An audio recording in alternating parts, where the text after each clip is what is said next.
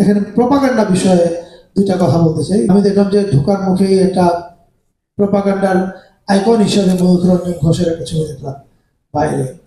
আহ, শুধু ময়ূখ রঞ্জন ঘোষ না, আহ, আমার আশেপাশে আমি অনেক মানুষকে দেখি, আমরা প্রত্যেকেই জেনে অথবা না জেনে নানান রকম প্রপাগান্ডার অংশ হই। ফলে এখনকার সময় সে কোনটা যে ট্রুথ আর কোনটা যে fake it's very difficult to differentiate.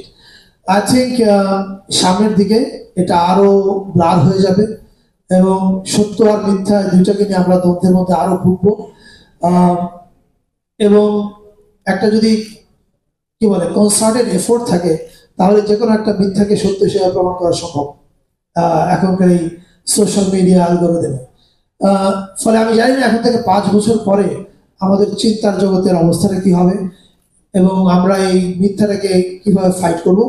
But this is the world we are living in, এবং we have to face it and let's see how we face it. ইউরোপকে ধন্যবাদ এই প্রোপাগান্ডা সাবজেক্টটাকে সামনে আনার জন্যে। আমি আগে জানতাম যে ফ্যাক্ট চেকিং নামে একটা অর্গানাইজেশন আছে, কিন্তু এটা যে ইউরোপের সঙ্গে অ্যাটাচ সেটা আমি আজকে জানলাম। So that is also brilliant initiative, and kudos to Europe.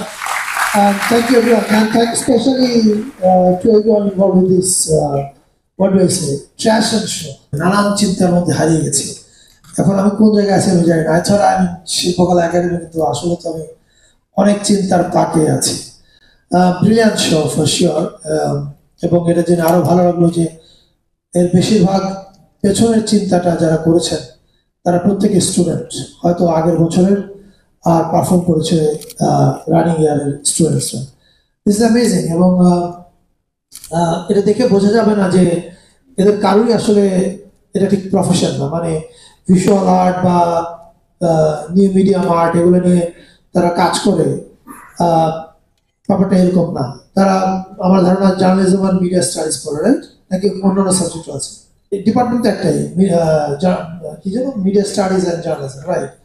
So তার মানে এরা কেউই new media art education student না, কিন্তু আপনি এদের কাজ দেখলে সেটা বুঝতে পারবেন না। Amazing, I mean performance was amazing,